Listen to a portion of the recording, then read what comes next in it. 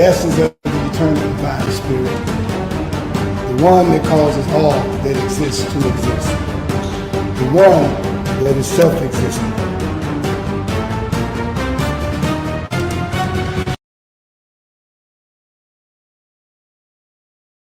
How many men have children and the children never meet their father?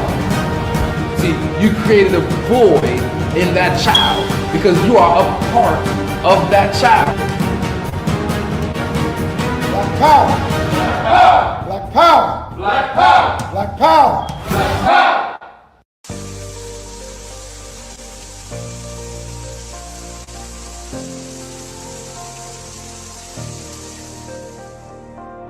Are you feeling fatigued and can barely make it through the day without some type of caffeine? Are you on a journey of healing your body but need a little help? Then alkaline water is what you really need. Alkaline water has many benefits. Alkaline water can help restore pH balance in the body. Consuming beverages such as soda and coffee can make your body acidic. Did you know that too much acid in your body has been linked to an intermittent heart disease, obesity, diabetes, autoimmune disease, chronic pain, and other chronic conditions like gout and arthritis?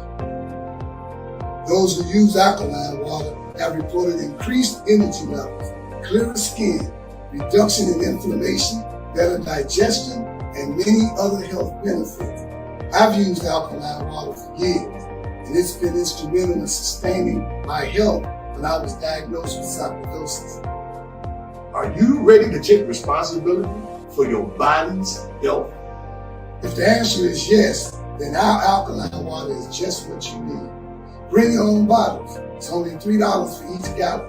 To place an order or for more information, you can reach us at 773-846-3091. Thank you in advance for your support.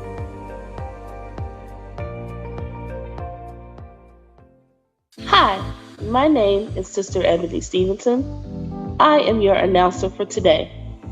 Welcome to the Toma Nation's weekly Sunday worship service from 12 p.m. to 2 p.m. every Sunday at 616 East 71st Street here in Chicago, Illinois, and also live on Facebook. If you would like more information, you can reach us at www.facebook.com/TomaNation2 or give us a call at 773-952-8302. Now I am going to recite our opening. In the name of the eternal divine spirit, the one that causes all that exists to exist, the one that is self-existent, the one who directs the sunships of millions and trillions of years, and the one who made time the seed of the universe, known among the ancient Kemites or Egyptians as Amun-Ra and Aten, among the Hebrews as Ansar, Yahweh, and Elohim, among the Christians as Lord, God, and Jehovah, among the Muslims and Islamic world as Allah, the one God, among the Rastafarians as Jah Rastafari, among the Yoruba tribes of West Africa as Odumare, Eshu, and many other Orisha names. I bear witness that all of these names refer to the same one, Almighty Spirit, and it is to that essence which I give reverence and to whom I submit. I boldly proclaim that we, the descendants of those black men and women who survived the transatlantic slave trade, are the Lost 13 tribe, born in North America, and are of the Nubian Kemetic lineage. I further proclaim that the blood of all the nations of the earth flows through our veins. I greet you in the ancient but holy words of peace, Hotep, Shalom, Assalamu Alaikum, Habaragani, Alafia, and Ashe. Now I am going to recite the 13 points of what we believe and know. Number 1. We believe and know that we are not to repeat the mistakes of the past prophets and messengers of the Almighty Creator of the heavens and earth. Number 2. We believe and know that we can only establish an economic base through the application of the knowledge of self and the incorporation of the ideologies of the Honorable Marcus Garvey, the Honorable Elijah Muhammad, Mahatma Gandhi, and Ben Ami. Number 3, we believe and know that the prophets and messengers of the Holy Bible, the Holy Quran, and the Kemetic Holy Books were all black. Number 4, we believe and know that Jesus Christ of 2,000 years was and is a black man. Number 5, we believe and know that the knowledge of the Almighty Creator goes beyond books written by the prophets and messengers of the Almighty Creator. Number 6, we believe and know that in order to promote and coordinate unity, we must first recognize and accept the uniqueness of being able to worship our Creator, regardless of religious denomination, name, title, ritual, particular dress, or holy book, as long as it recognizes the Almighty Creator of the heavens, earth, and the universe as supreme. Number 7, we believe and know that it is impossible to tell the truth without exposing the wicked governments of the world. Number 8, we believe and know that the United States government, in collaboration with other European nations, have a denial objective to exterminate dark-skinned people of color off the earth through the act of genocide. Number 9, we believe and know that some of the most effective methods that are being used today are AIDS, birth control, alcohol and drug abuse, vaccinations, gang and domestic violence, systematic elimination of trauma centers, the public school system, and public aid within the black communities of America and the world. Number 10, we believe and know that the last trick that Satan is playing on us is the dividing of us by our religious differences, religious gangbanging. Number 11, we believe and know that the conflict between the various religions are comparable to the conflict between various street gangs within the inner cities of America. Number 12, we believe and know that the war on drugs and gangs is a diabolical plot to disarm the black community of weapons, break up the black family, withdraw our constitutional rights, also kill and incarcerate young black males under the undercover code name April 2029. And number 13, we believe and know that every letter, shape, sound, and numerical value contains esoteric information that completely transcends the specific contextual meaning of the word.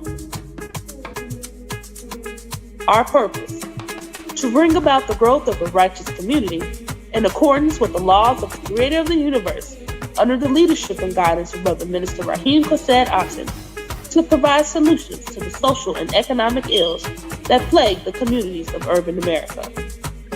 Our goal: to re-educate and retrain youth and young adults to develop positive moral values as an alternative to delinquent behaviors, because you can't rebuild a community and not rebuild the minds of the residents of the community to meet the responsibilities of maintaining the community's image. Our mission: to enhance the economic development of our communities by establishing businesses, real and personal properties, thereby creating jobs and/or entrepreneurship training programs that will reverse the concept of leaving the community to buying back the community. Our motto: let your light so shine before men that they shall see your good works and glorify your Father which is in heaven. Matthew 5:16. Now we're going to recite our salute to the red, black, and green flag. Everyone put your right fist in the air and repeat after me. Here's to this flag of mine, the red, black, and green. Hopes in its future bright, Africa has seen. Here's to the red of it, great nations shall know of it. In time to come, red blood shall flow of it. Historians shall write of it, this flag of mine. Here's to the black of it, 400 million's back of it, whose destiny depends on it. The red, black, and green of it, old flag of mine. Here's to the green of it, young men and women shall dream of it, face shots and shells for it, maidens shall sing of it, waving so high. Here's to the whole of it, colors bright and pole of it, pleased is my soul with it, regardless of what its code is in. Thanks to God for giving it this great flag of mine. Please keep your right fist raised high in the air as we sing our Black National Anthem.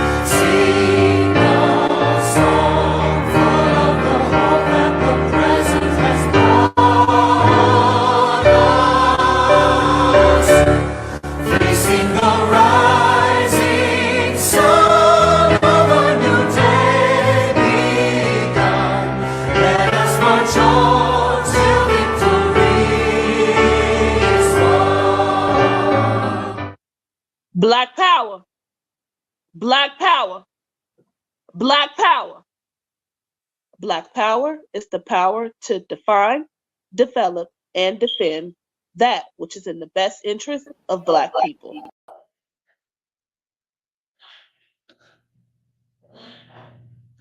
Hello, brothers and sisters. Welcome to our weekly Sunday worship service here at Toma Nation. We thank you for joining us this Sunday. If you enjoy what you hear when you watch us live on Facebook and YouTube, feel free to come and join us here in person at 616 East 71st Street, right here in the Grand Crossings community of Chicago, Illinois. Once again, that's 616 East 71st Street, and come and be fed by God's messengers. Our speaker for today is our minister, Minister YASHUA Aten, and the title of his lecture today is Don't Minimize My Ministry. It's Not Yours. Let's everybody stand to our feet and welcome Minister YASHUA.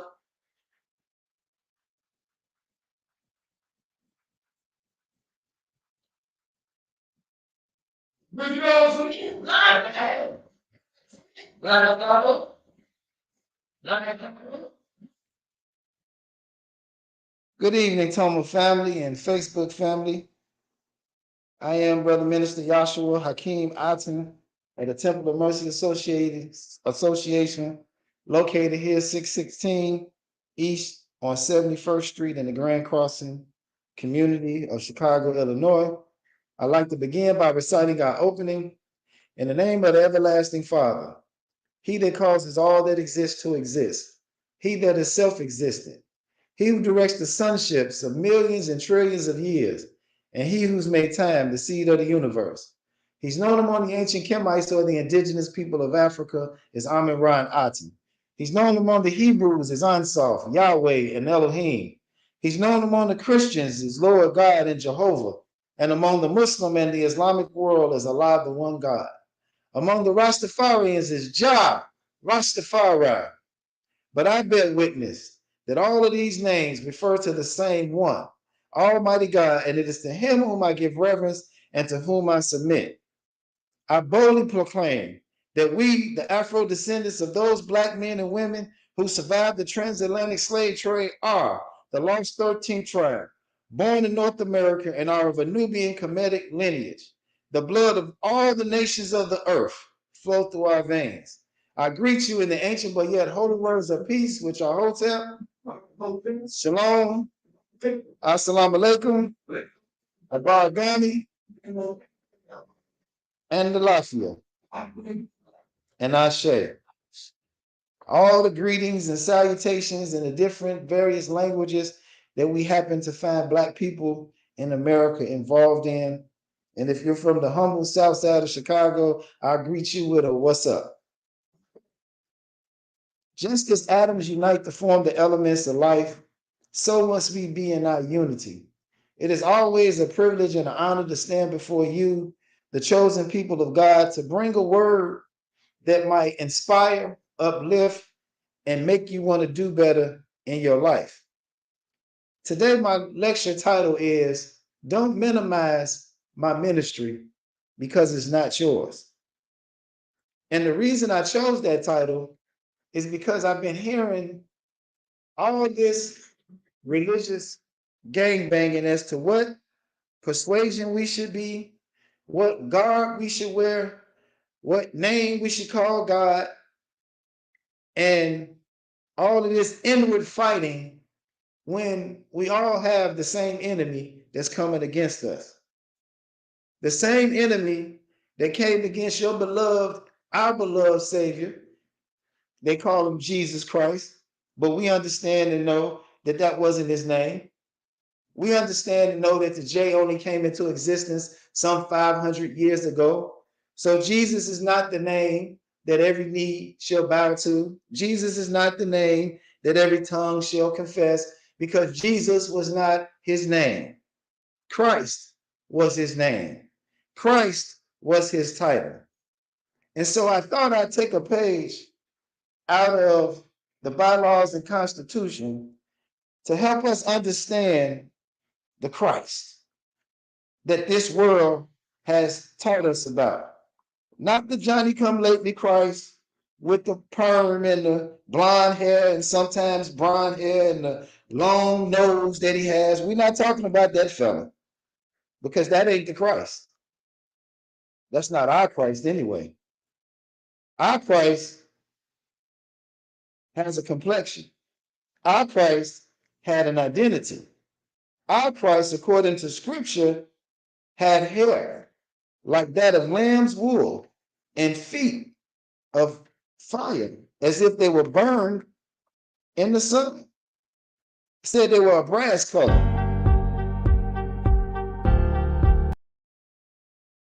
The heat to it, what color you think it's going to turn? It's going to turn brown, right?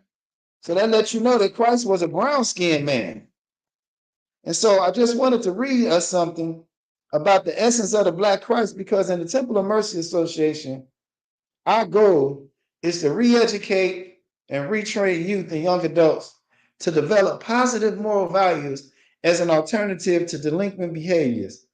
Because there used to be a time in our community where shame was not a bad thing. You would do something wrong on the block, and some nosy neighbor would look out their window and say, "Boy, girl, you ought to be ashamed of yourself. I know Sister so-and-so raised you better than that. Miss Scott, the Miss Jeffersons on my block, the Miss Goldens, the Miss Portises, the Jeffersons across the street, the Williams, the Wilburns, the Goldens. I can name all of them because everybody was in our business on the block. And they was telling you, you should be ashamed of yourself. Your mama raised you better than that. Your granddaddy raised you better than that. And because of our relationship or their relationship to our family, we would feel some type of shame. And most of the time we would correct our behavior, because usually it was met with a switch, and then walking you to your house and ringing the doorbell and telling your mother what you had done, and you get another switch, and then you'd be on punishment, and then you wouldn't like the neighbor no more because you feel like she told on you. But it was a sense of shame that was not bad. But when you talk about us today, oh, you shouldn't be shaming us. We can wear what we want to wear.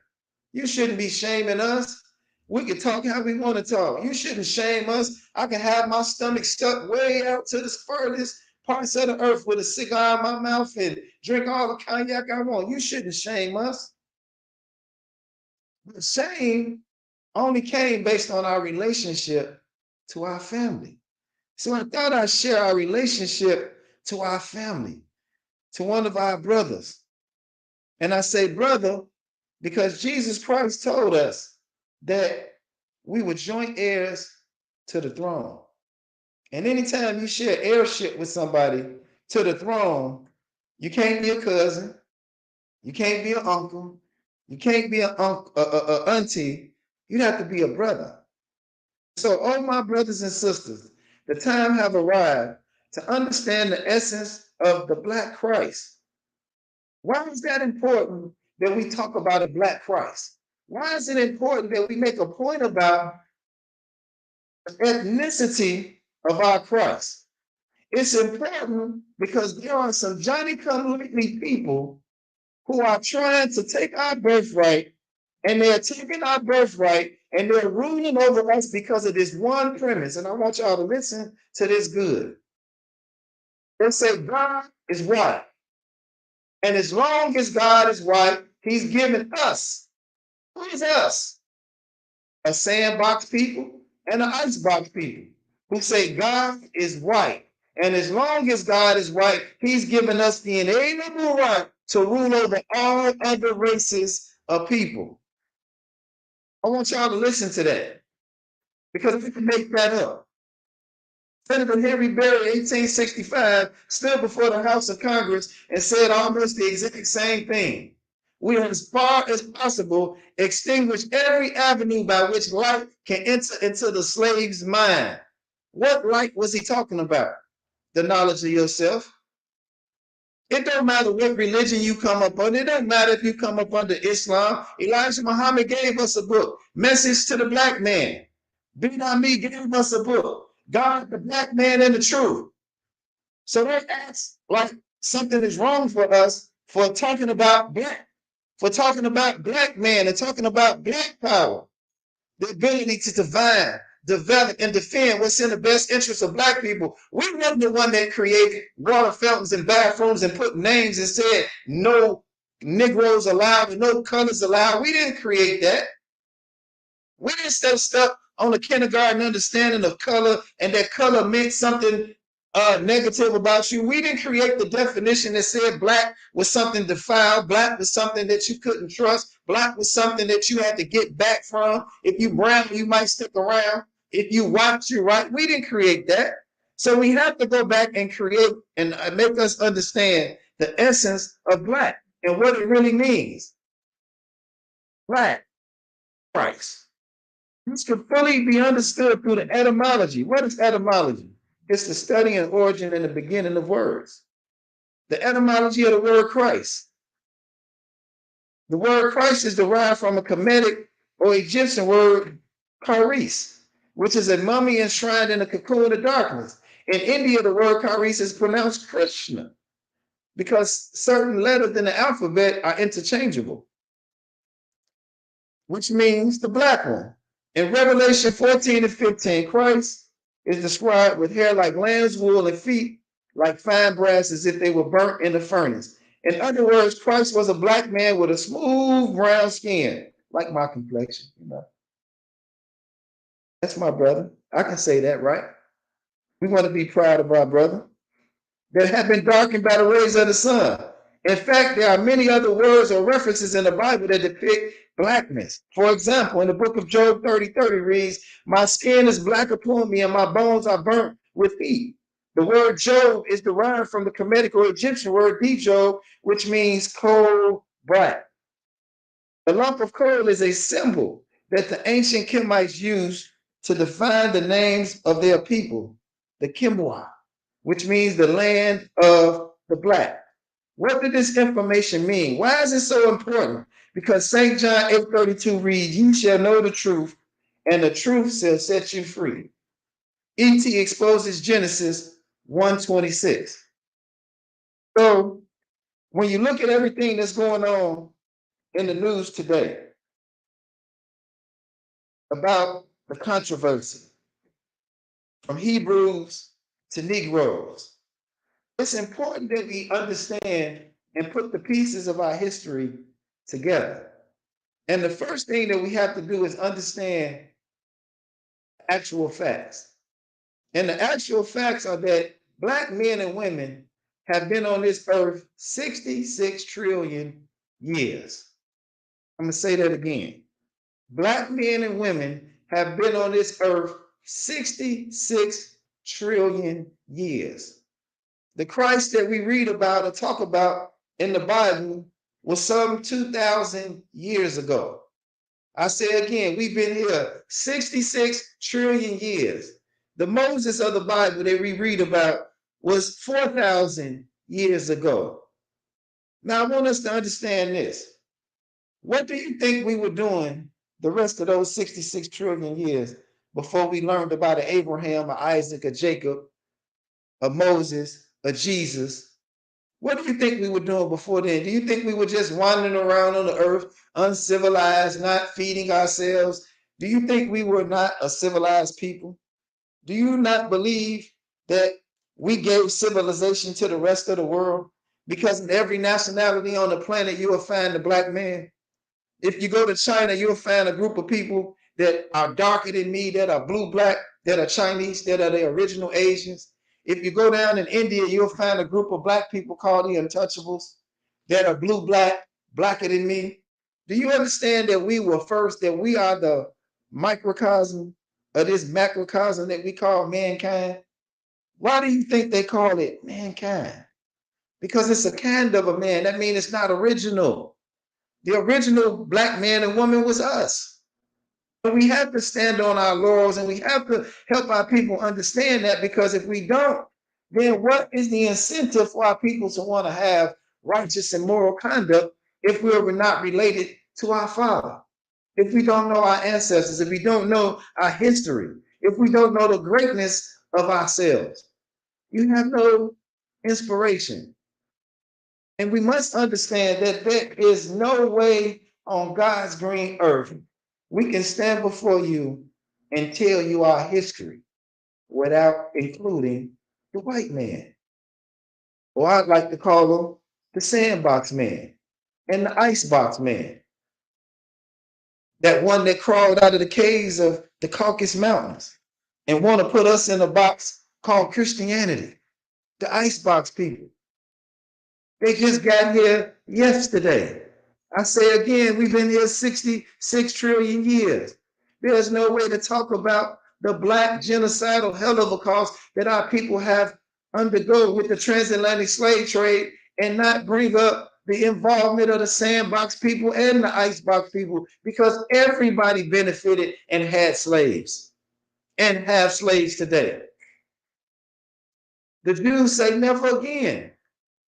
And we understand the Holocaust, and we empathize with the Holocaust and your loss of what you say is 6 million people. But do you understand we lost hundreds of millions of people in the transatlantic slave trade before we even got to the shores of America? Was Kanye wrong when he quoted that Margaret Sanger, the founder of Planned Parenthood, they aborted 30 million black babies last year? Was he wrong about that?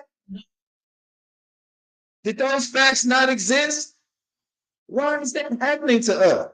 Why is that not national news? Why is that not global affair? Why is that not what it is? Why we can't call a spade a spade? It's genocide. And that's not including those sisters that went in there and bought the $6 Plan B pill. She went home and aborted their own babies because they weren't old enough to be in there.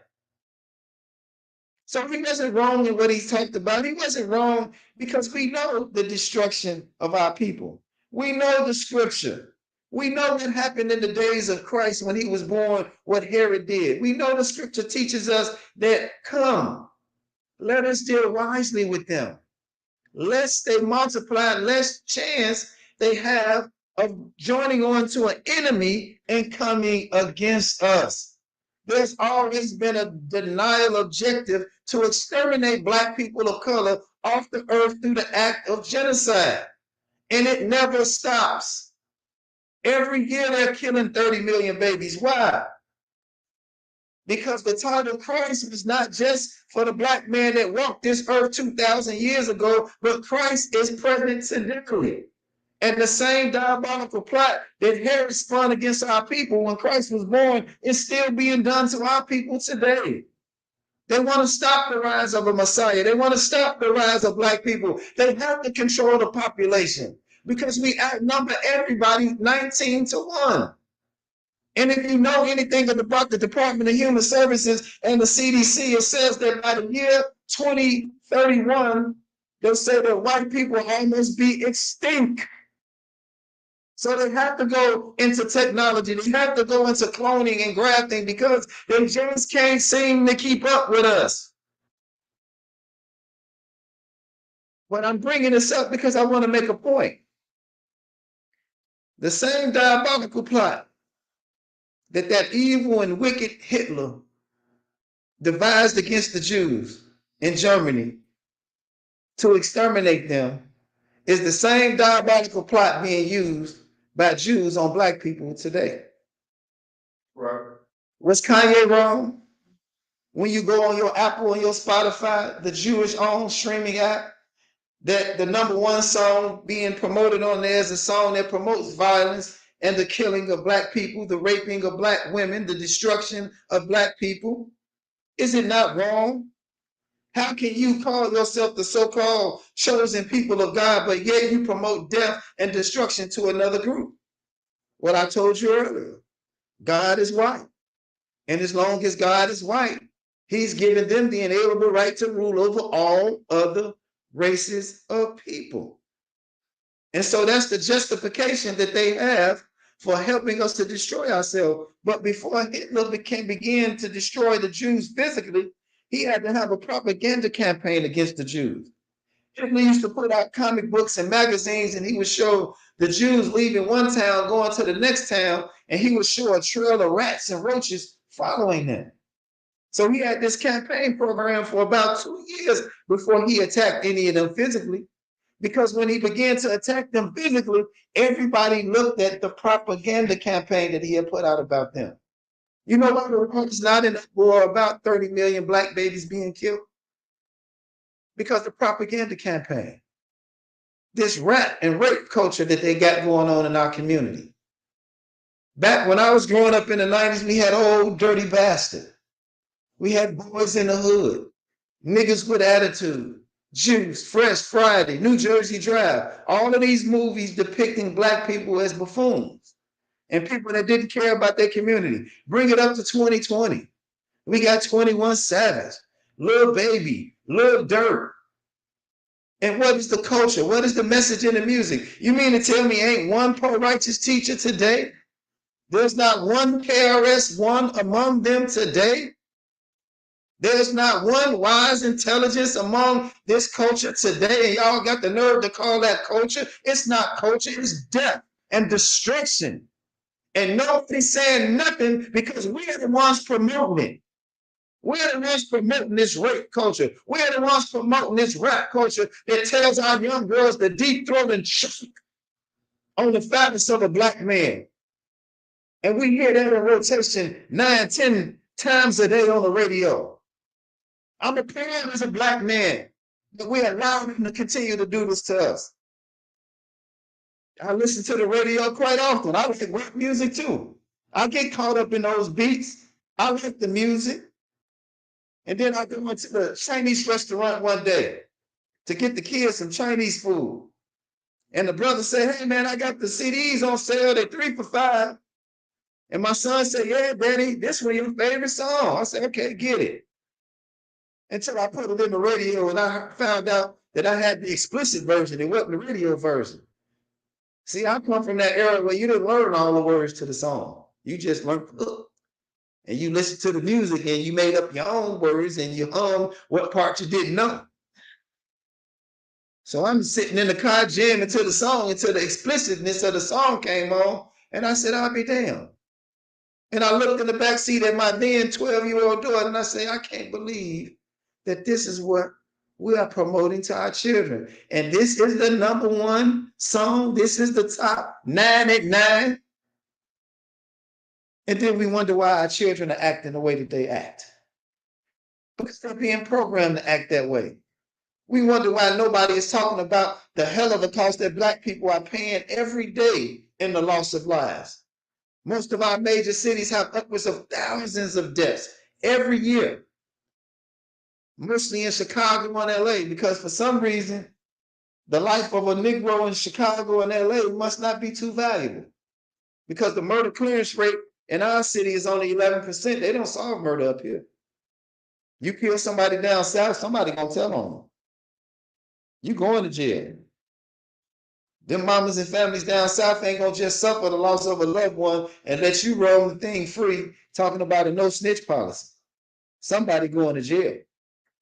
But up here in Chicago, it seems to be that you can get away with murder. And I wonder why.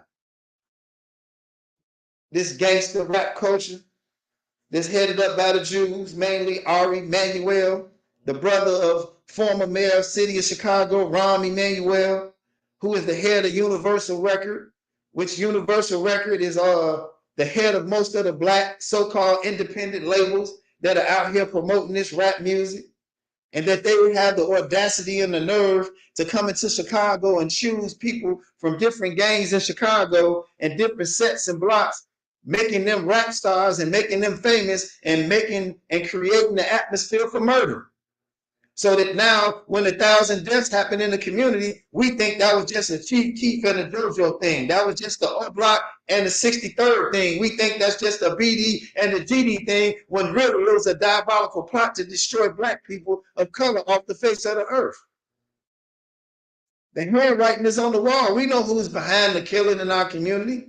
Black people don't manufacture guns. Black people don't manufacture drugs. That's not our name on those guns. AK-47.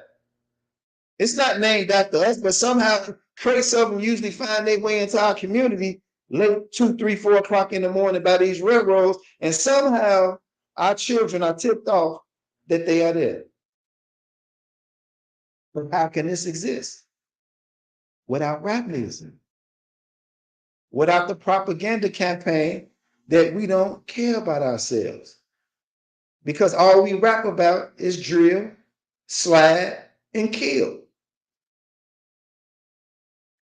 And the same people, the same so-called people who claim to be the chosen of God are the ones behind promoting, financing, controlling, and benefiting off the backs of black people from this madness and this destruction. So my message today, don't minimize our ministry, because our ministry is to tell the truth. Because the Bible teaches us that truth and truth alone is the only thing that's going to set you free. And if truth has to come to set us free, then that must have some indication that we are still enslaved. And I say today we are still inside the box. And we need to come outside of the box. Outside the box of those sand people that brought us Islam. Outside the box of those icebox people that are white Anglo-Saxon Protestants that don't care for black people. Yes, the Catholics have a black Jesus and a black Mary in the Roman Catholic Church over there. But do they really care about the life of black people? Do they really care about the modern day Jesus? Do they really care about the modern day Mary, the teenage pregnant woman? No, they don't. Planned Parenthood aborted 30 million babies. And all y'all can be concerned about was Kanye's damn t-shirt talking about white lives matter. But y'all just missed the part about the 30 million babies. That didn't upset nobody. Not one person in the media repeated that. We just want to deal with the propaganda campaign that they put out about him, that he's mentally ill and something wrong with him. Man, something wrong with all of us. Don't try to put that label on him and make him like something wrong with him so they can create the atmosphere to murder him too. And so when he said DEFCON 3, we should have been DEFCON 3 400 years ago, because that's how long we've been dealing with this mess. That's how long we've been dealing with this madness. That's how long God been sending modern day saviors into our midst to raise us up and save us from ourselves. Because most of the destruction that we are having is because somebody taught us, made us believe that black lives did not matter, that it was okay to be about drill, kill, slide, and kill music, that it was okay to shoot a Negro. But then if we tell the truth about how we got in the condition that we got in, not something wrong with that Negro. We can't tell the truth that we were the original Hebrews. We can't tell the truth that Prophet Muhammad, peace be upon him, was a black man, because in Islam, that religion teaches that your neck should be severed from your head for telling the ethnicity of the prophet. But they'll teach us about his slave Bilal, so-called slave. But we're not supposed to talk about the ethnicity of the Christ. We're not supposed to talk about the ethnicity of those that have come to save us. Those of us that are born here in North America, the chosen people of God, the lost 13th tribe. We're not anti anybody because everybody came from us. How can we be anti anybody when the consumer spending of black people in America is $1 trillion and 96.8% of it go to every other ethnicity on the planet but us? But we are anti-Semitic.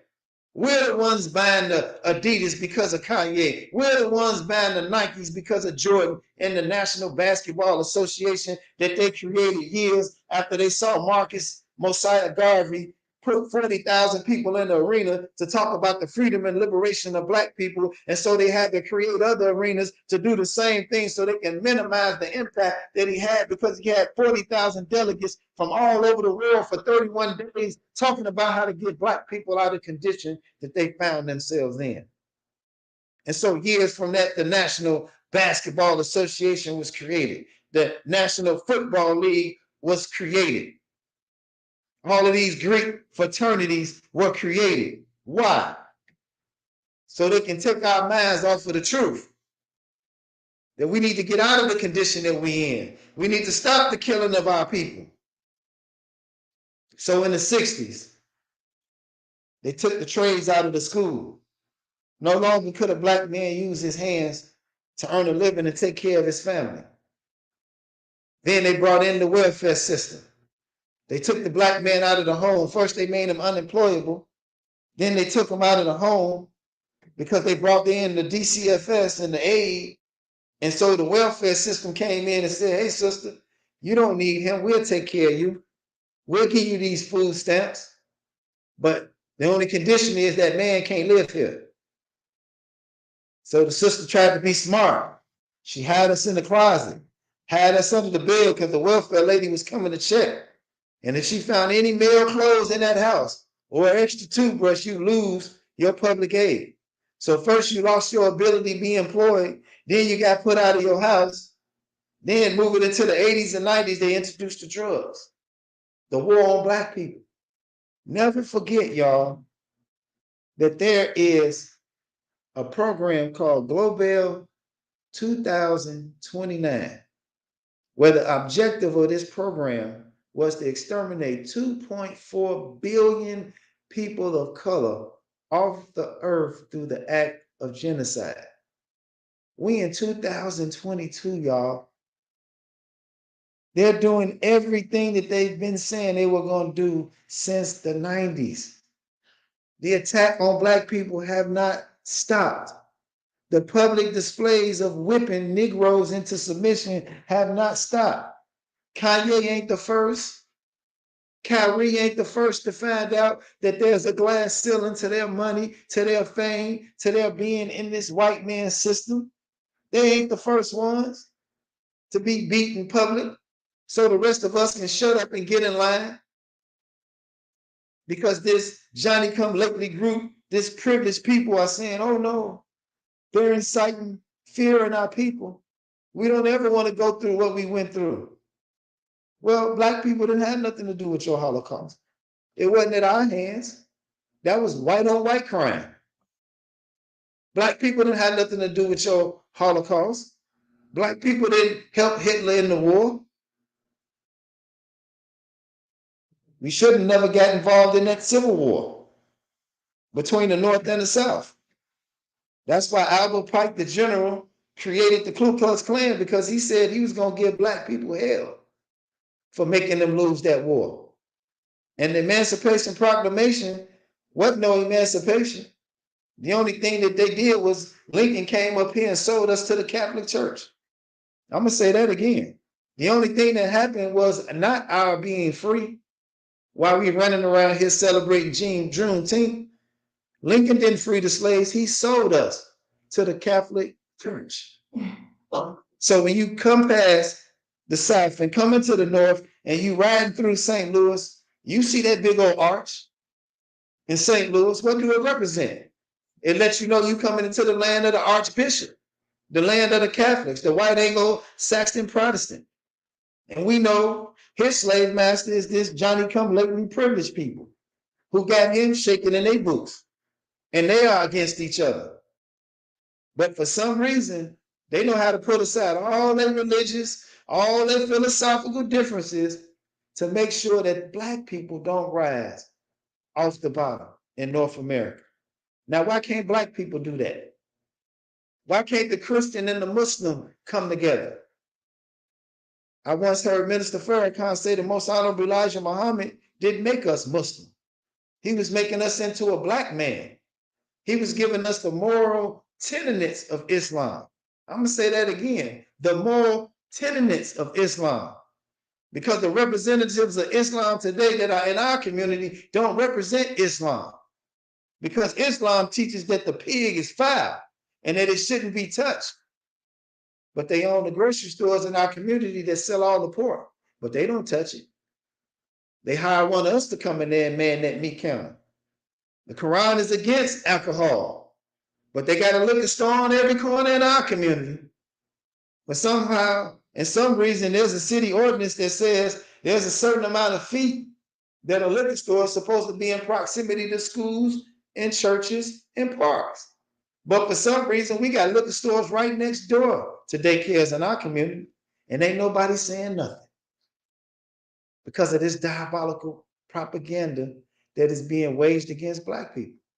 So people all over the world, when they hear about the atrocities that's going on in our community, nobody's saying nothing. Nobody's running to the UN no more talking about genocide. Genocide already been proven. The United States government has already been found guilty of genocide. Now, since they've been found guilty of genocide, where is the reparations? It ain't came yet. They ain't gave us no reparations. They don't plan on giving us no reparations. And if they were smart enough, they'd give us reparations on the Wednesday before Black Friday because they get it all back by Monday. They'd write the check on Wednesday. Before that check cleared in the bank on Friday, they'd have all of it back. And what they didn't get back on Friday, come Cyber Monday, they'd have all that money back. Because for some reason, we don't circulate our money among each other. And that's the real fight. The real fight that Kanye is having is a fight based on the level of economics, based on the level of his wanting to manufacture and control the distribution of his product. The real problem is that he wanted Adidas to build a manufacturing plant in Chicago and Atlanta so that he could teach Black people how to make shoes. They don't want us with that knowledge. They don't want us manufacturing and designing our own shoes unless they're going to control the distribution of it. Why do you think they got rid of CDs and DVDs in the music business? So they can control the distribution. We don't own none of the major streaming services that promote this drill and kill and slide music to our children. They say our children in their developmental stages of the ages between 10 and 14, that whatever music they're listening to at that time, it shapes the mind that they're going to have and an understanding for the rest of their life.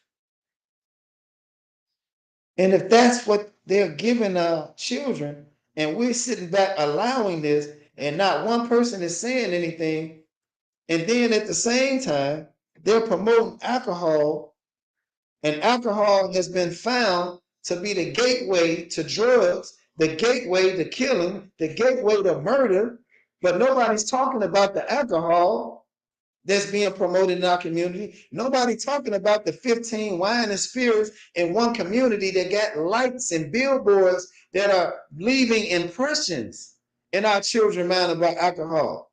When you go on the north side of Chicago and you go into Evanston, they got liquor stores too. But look at the name of them. It's Benny's. And there's nothing in that store that a child has to go in there and buy? Nothing. They distribute alcohol in their community, but mostly through bars and lounges. Why?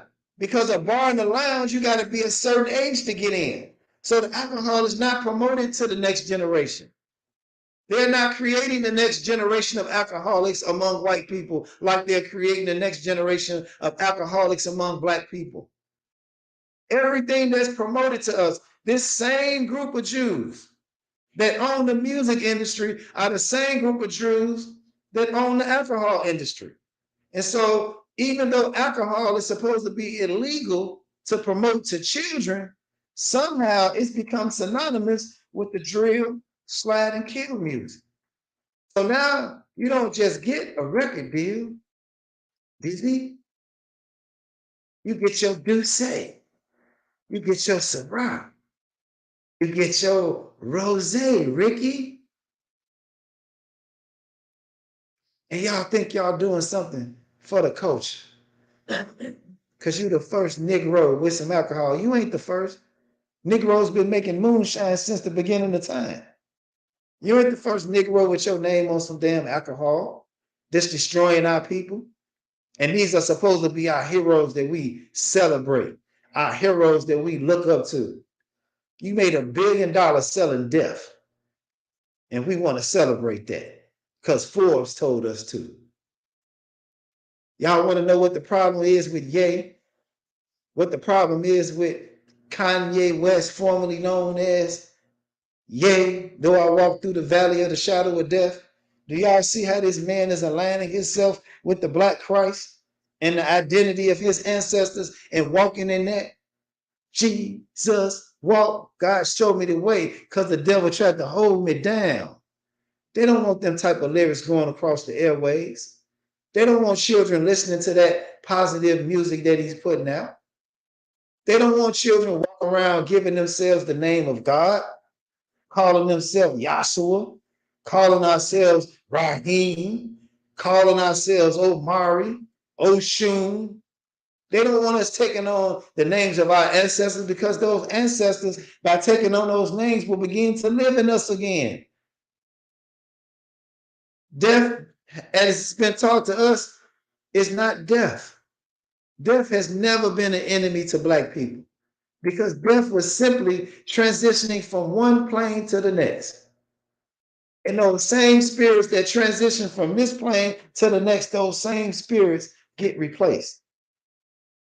The Most Honorable Elijah Muhammad ain't dead. He's still here. Somebody embodied that spirit to keep it present among our people. The spirit of Nat Turner ain't dead. We need to go back and rename some of these catastrophes that's coming against America and the rest of the world. We need to tell what a hurricane really is. Why God is hurrying Cain's butt right off the lane so the children of God can claim their rightful place on earth. We need to rename some of these hurricanes. Marcus Garvey said he'll be back in the whirlwind. Marcus Garvey said, I'll bring tens of thousands of slaves with me in these winds. These are no coincidences. You all are not going to steal our birthright, continue to destroy us, and get away with it.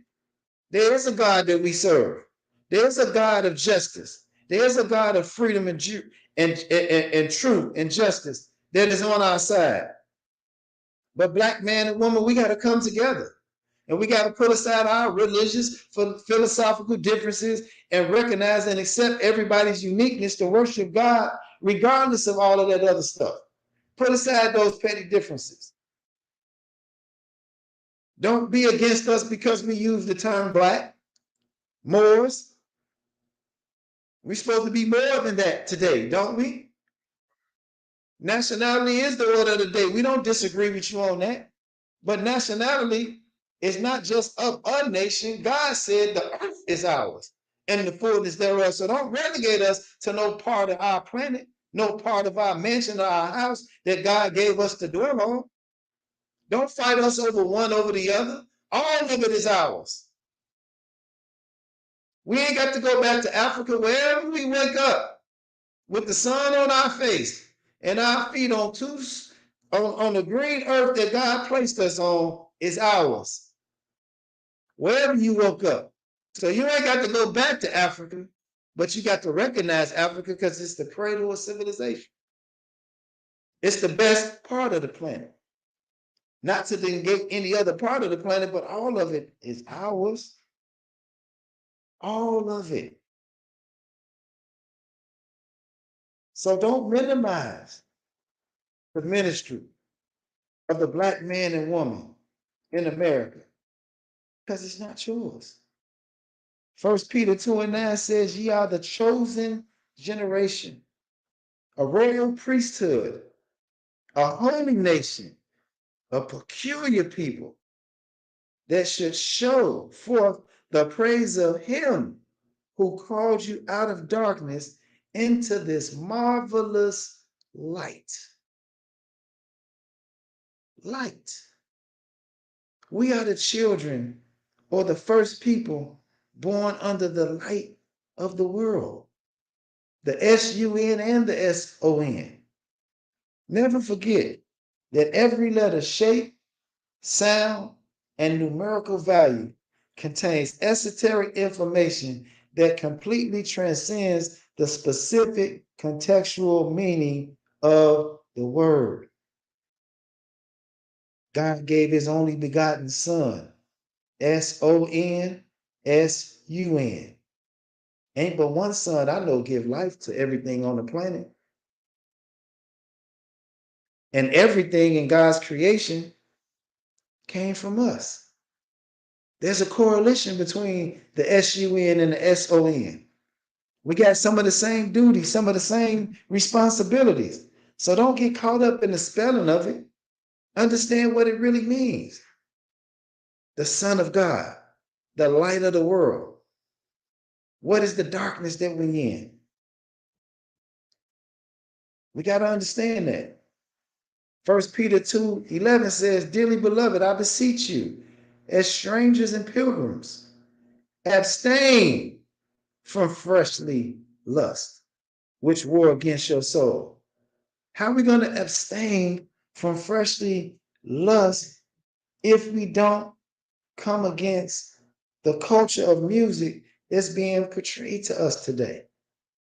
It seems like every angelic voice that comes to give us a message gets taken out. And only the negative continues to be promoted to us. And for some reason, we think these people are celebrities and worthy of praise and worthy of stadium funerals.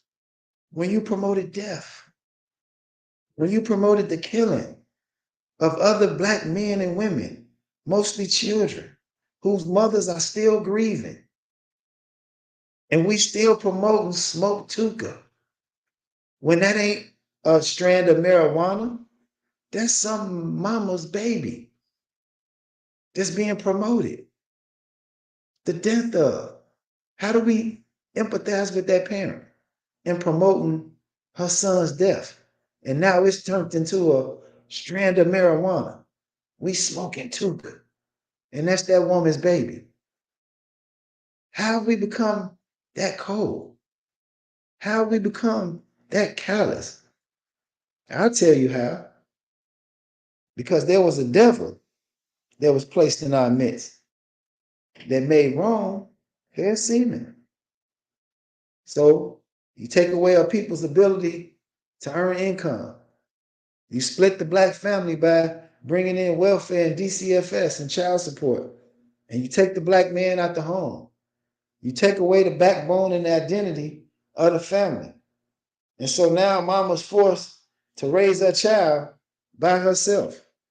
She forced to spend 10, 12 hours at work, another 8 hours sleeping, and 4 hours trying to care for her babies. So now his new daddy is that street guy. And he coming in with the drugs. He coming in with the big gold chain on. He coming through the community driving in a nice car. And we wonder how we got here. We wonder how our children are now turning on the parents now. Now we don't just go up and get the person who is so-called ops. We want to get the little sister. We want to take out the mama. We want to get grandmama at church. We want to come shoot up the funeral, the grave site, and just have we lost our minds? Yeah, we lost our minds. Minister Omari reminded us of that yesterday. We're children of another mind. Our youth minister, Minister Tahaka, reminds us all the time. We're more European than the European.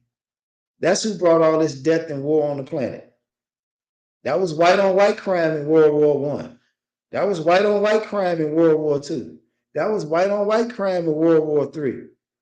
And even though they still warring with each other, for some reason, the war kind of slows down and stops because there's a continued war against Black people. And the only challenge that we got is we not even fighting back. We don't even think it's war. Don't y'all know it's war when they put a liquor store next door to your daycare? When your children got to walk past a lighted LED sign promoting Douce and Remy Martin and Patron, and your child's supposed to be going to daycare to learn about shapes and colors, and they're supposed to be in a kind of a garden, right? So they're supposed to be learning about life when death is right next door.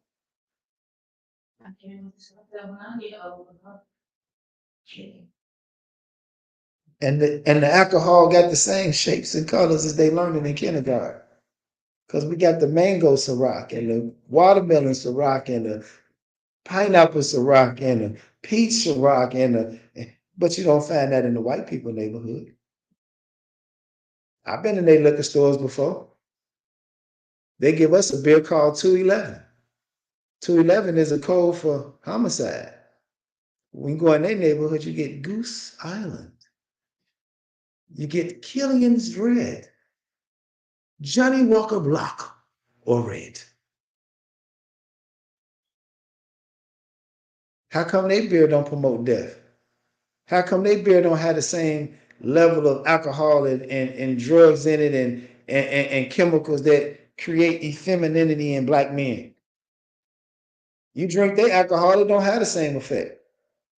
I remember back in the day, we wanted to go fight somebody, we go get a can of malt liquor. And we share a can of malt liquor, boy, we go to the next block, boy, you're gonna have a good fight because that malt liquor for some reason gave us courage. It put something in us. Wasn't afraid of the odds no more. You can't drink no Goose Island and go fight nobody. You can't drink no Killian's Red and go fight nobody. You're gonna be so smooth. You're gonna be so laid back. You're gonna be so calm, so collective. Not in our community. We got to get the Coke 45. We got to get the 211, the Schlitz malt liquor. They even had the nerve in the 90s to start putting juice in pint-shaped bottles, selling it to our youth. They got the nerve now today to be selling us water called a 40-ounce. Alkaline water in a 40-ounce bottle. And there's nobody among us that's going to say nothing. There are nobody that are inspired by the book of Amos anymore. When God told Amos, behold, I set you as a plumb line in the midst of the people. If you see the sign, warn the people. That's our ministry, to warn the people. And I'm sorry, privileged folk, we can't warn our people. We can't talk about our greatness. We can't talk about our struggle and leave you out. Because you have a part in almost every aspect of our destruction. You almost manufacture everything that is against our rise. You manufacture it. So we can't leave your privilege behind out. We got to expose you today. We got to bring light to the darkness that you've caused in our community, to the death and the destruction that you've caused in our community. 1 Peter 3:9, not rendering evil for evil, railing for railing, but counterwise, blessings, knowing that ye should inherit a blessing. We got to come into our own and be ourselves, you all. We got to come out of these people's titles. We got to give them back their religion. We got to come outside of that sandbox. We got to get outside of that icebox religion. And we got to come back to ourselves and understand that it's us. 1 Peter 3:10, for he who will love life and see good days. Let him refrain his tongue from evil, his lips that speak no guile. Let him refrain his tongue. Let me bring it up today from drill music, from slap music, from kill music, and his lips from the destruction of black women and children. When are we going to stand up for our women and children, black men? When are we going to come against the evil that has been portrayed upon us? When are we going to come against the negative images? There are no good black men and women in our community. We're going to continue to let everybody else be the image of what's supposed to be black excellence in our community. Black excellence has to wear a skirt sometime in their career to become black excellence. Holly Berry couldn't win a Grammy Award until she played the role of a prostitute and was degraded by some Caucasian man in a movie before she can win her Oscar or her Grammy or whichever one it is. Or couldn't get to her status until she played Kizzy or a slave in a movie. Tomlin couldn't get to his status until he put on a dress and portrayed some woman. The list goes on and on and on. What is it with us, y'all? But when white people get portrayed, they're Doogie Howser, MD. He's the doctor. Our children got to be Lil Durk. Their children get to be Doogie Howser, MD, the medical doctor. Y'all don't see nothing wrong with that? And even when they do play a negative role, Julia Roberts was a prostitute, but what was her title? Pretty woman. But when we play the role of a prostitute, we somebody's crackhead. And we don't see nothing wrong with that, y'all. We should be ashamed of ourselves. We got to bring back shame. Stop telling people to stop shaming us. Stop telling people to stop adulting our children. The Bible says, raise up a child in the way it should go. Children got the nerve to be telling parents today, you're adulting too much. I can't imagine telling my grandmama, you adulting too much. When she said, come here, sit down, and let me talk to you about this Bible and how you out of line with God's word. Grandma, you adulting too much. Man, what lashing I would have got behind that. We can't instruct our children no more. We can't encourage our children no more. Now our children get to choose their pronoun. They get to choose their identity. We get to choose almost anything in this world, and we just got to go along to get along. Man, listen. The people of God, shame on us. Shame on us if we don't take these holy books. And as this one say, hurl truth at falsehood until we knock out his damn brains. This one is called Basic Instructions Before Leaving Earth. I know y'all got this effemination that thinking these books are connected to some white folks. They not. Everybody in that book is black. Moses, Jesus, Abraham, Isaac, Jacob, Barnabas, who they don't talk much about. All of them is black. So when you go in these scriptures, if you can't take these scriptures and bring them up to date to show people what we're dealing with right now, if you're not teaching that we're in Revelation, not Revelation is to come, we're in Revelation right now. So that means we're at the end of the book. There's no more things to prophesy, prophet. We still running around calling ourselves prophet. What you prophesizing? We in Revelation. You need to be interpreting to us how do we make sure that we are still here after the destruction. Because the destruction is here. The sword of justice is upon the land. And it's taking us out just like it's taking out the other folks. How do we sidestep that? How do we be found worthy to escape? I'm going to tell you, it's in your righteous moral conduct. It's in your behavior. It's in your belief. You can't call yourself a person of God and if you gang banging. I know y'all don't think y'all gang banging. Y'all gang bang hard. Them Jehovah Witnesses gang bang hard. Only 144,000 who claim Jehovah will be left to see paradise. And the letter J been here 500 years. It's not the name of God. It's an attribute. It's one of his many attributes. Why we got to be so slow? Even the devil got more than one name. Lucifer, Satan, Beelzebub. We all know that's the same person. Don't nobody fight about that. Oh, no, no, no, no, no. That's not his name. Only this is the name that come against us. We understand that, but God can't have more than one name based on his relationship to his people. For the eyes of the Lord are over the righteous, and his ears are open unto their prayers. But the face of the Lord is against them that do evil. The crying out of black women creates the Messiah. The crying out of black women creates the Christ. The crying out of black women allows the next Messiah to come into our midst. Black women, are you crying for a Messiah today? Are you asking to be delivered? Or are you still asking to be left alone? Let me be who I want to be. Let me make my own way, have my own decision. No other group of women on the planet fight for independence of their people. No other woman on the planet want to be separated from the protection of her man.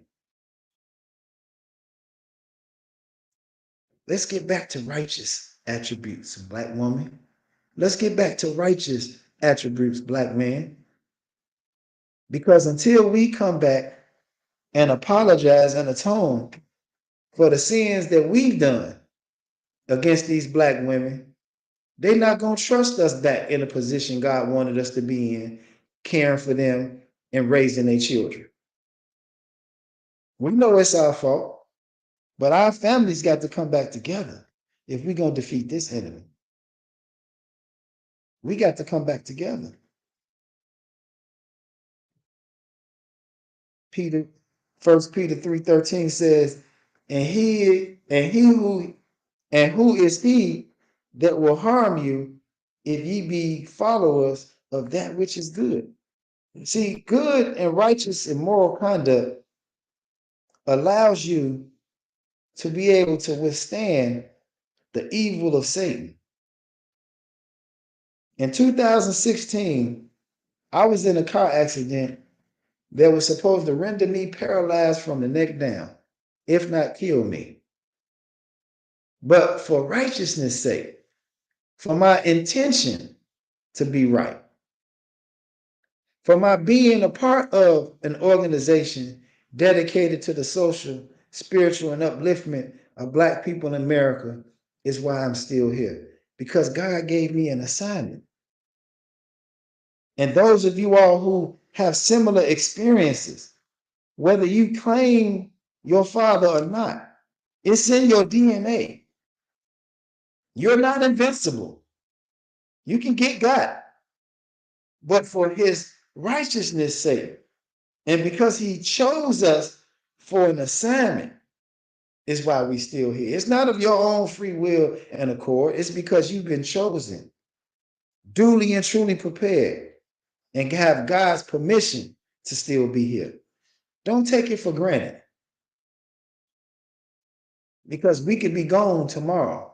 We can be gone in the next breath. We can be gone when we walk out of this door today. Don't take for granted the mission that God gave you and chose you for. And let me help us understand something else too. I hear so many people say, well, these children didn't ask to be brought here. You got to take care of these kids. They didn't ask to be brought here. It ain't their fault.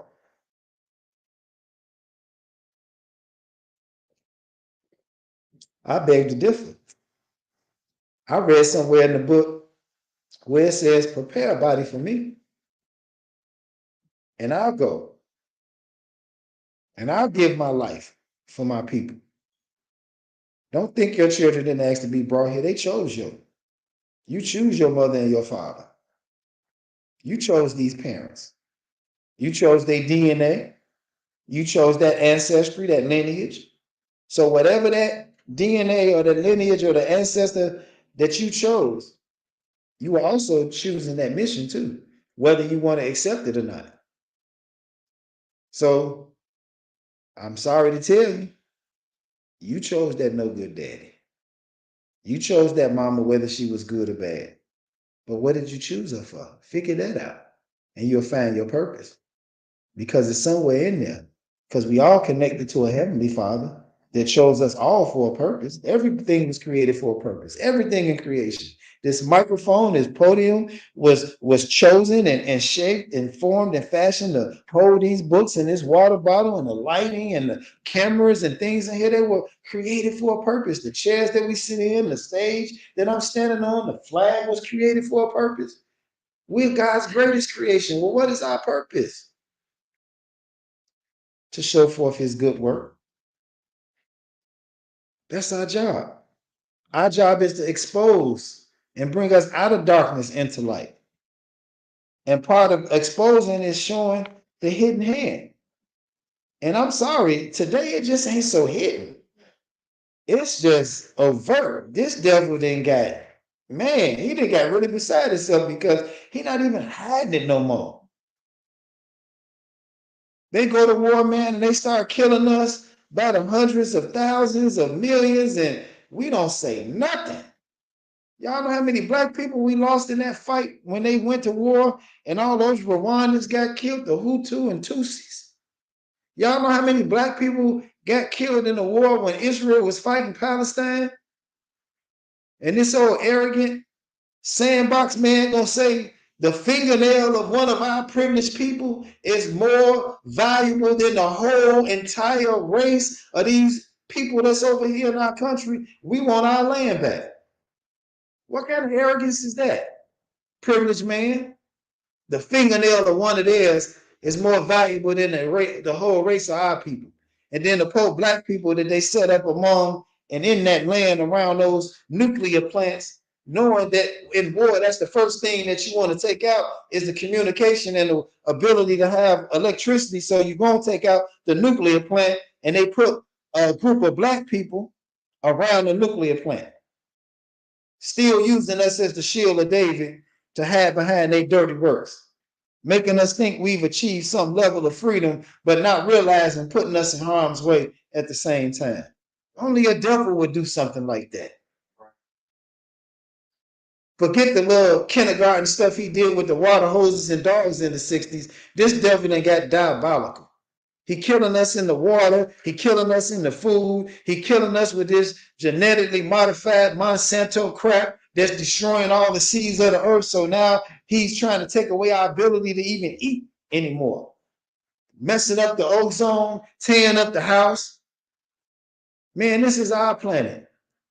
If y'all came home today and your house was tore up and your kids was all over the place and the kitchen was messed up, you get a belt, you go to whooping and make them clean that house up. And that's the same thing we need to do today as black people. We need to clean our house, pull out our belt, whoop some behind, stand some people in some corners, put some people on punishment, put some other folk in time out. Some people got to get out the house because they just ain't going to act right. It's time for them to go get their own house. So don't get mad at the Nation of Islam when they say separation is the only solution, because it is. But the first thing we got to separate is our mind. Let this mind be in you, the same mind that was in Christ Jesus. We got to come out of her. For time has passed for our life to suffice us to have wrought in the will of the Gentiles when we walk in lasciviousness, lust, excess of wine, revealing banquetes, and abominable idolatries. That don't describe us today, y'all. These words was wrote over 2,000 years ago, and they still prevalent today. excess of wine, that Remy, that Hennessy, that Douce, abominable idolatries. Now it seems like if the woman ain't got 1,000 tattoos on her body and she ain't half naked, she don't deserve no admiration no more. Even when we promote our African culture, it's got to be half naked, as if we didn't have long flowing robes in Africa. We only had revealing clothes or something. Everything got to be naked now today. No shame, no guilt, but that's what eating pork do to you. It take away your shame. That's what alcohol do. Take away your shame. You ain't shame no more. You don't care who say what, because you ain't sober no more. You ain't in your right mind no more. How we gonna be in our right mind? Alcohol and drugs all day long. Fentanyl, and the drugs is in the food, the drugs is in the alcohol. And nobody's saying nothing. We not sober. We're not in our right mind. Why we not using hospitality to one another? Why we so evil to one another? We ain't arguing with nobody but us. And I ain't talking about the few people that you see getting into it with Karens on Facebook either. Because that be over some nonsense. That ain't over the destruction of your people. That's your feelings got hurt because she said something. But I don't never want y'all to forget, when you dealing with these people, these privileged people say God is white. And he's given them the inalienable right to rule over all other races of people. So that ain't just black people. That's you brown people, you yellow people, you red people who think because you write on a sheet of paper or you classify yourself as non-black and you check the box white, that you somehow making yourself better than us. You're not. Because the same disdain they got for us is the same disdain they got for you too. So don't think you coming up because you taking our place. You ain't taking our place. The only place you gonna take is the one where we was enslaved out of our minds and not doing for ourselves, because we coming out of that one today. They're not destroying and coming against us for no reason. Don't think that all hope is lost. As long as you got movements like the Temple of Mercy Association and a ministry that Minister Raheem Kassed Aten put together in 1990 for us, that God gave to him in 1957 when he was born, and put this ideal in his head, this government, this nation upon his shoulders, that it might come to fruition. And then added the co-founder, Minister Omari Jahi Aten, and then gave him further strength and backbone, and Sister Makita Aisha Aten, and then the membership and the followers here, present, past, and future.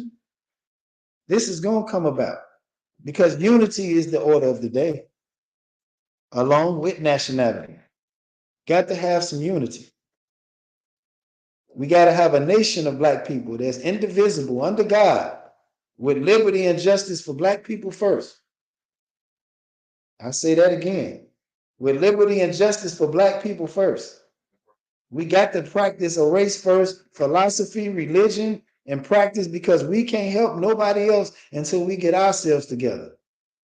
When you're in the plane and they say they're giving you the safety evacuation, they tell you the first thing you do before you go to help anybody else on the plane is put your mask on first. And that's what we got to do as people in America. Black people got to put our mask on first. We got to spend our money with us first. We got to practice a God that represents us first, and everything else have to come after that. I'm not going to take too much more of your time. I thank you for being an attentive audience today. I hope that something I said inspired. I hope that something I said provoked you to want to go and study and learn about your history, learn about your ancestors. Stop looking for the things that divide us and look for the things that unite us. When I learned fractions in math, they said that you had to find a common denominator. Well, there's common denominators among all the religions of God, and all of them belong to black people. So you shouldn't be mad that and thinking that one is better than the other and one is superior than the other and one copied off the other. No, they all came from the mind of God, and that's how we should recognize and accept God and his people. I thank you And I leave you as I greeted you in the ancient but yet holy words of peace, which are Hotep, Shalom, and Assalamu Alaikum. Please.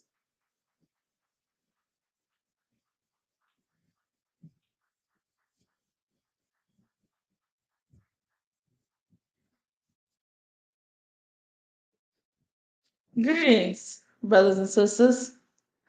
Thank you, Minister YASHUA, for that awesome and amazing lecture that you just gave today. If you enjoy what you hear when you watch us on Sunday, feel free to support our grassroots movement on Cash App at TOMANATION. Once again, that's TOMANATION. We also welcome you to join us here live each and every Sunday from 12 p.m. to 2 p.m. live here in Chicago, Illinois, in the Grand Crossing community at 616 East 71st Street. Thank you so much, and we will see you next week. In the essence of the eternal divine spirit, the one that causes all that exists to exist, the one that is self-existent. How many men have children and the children never meet their father? See, you created a void in that child because you are a part of that child.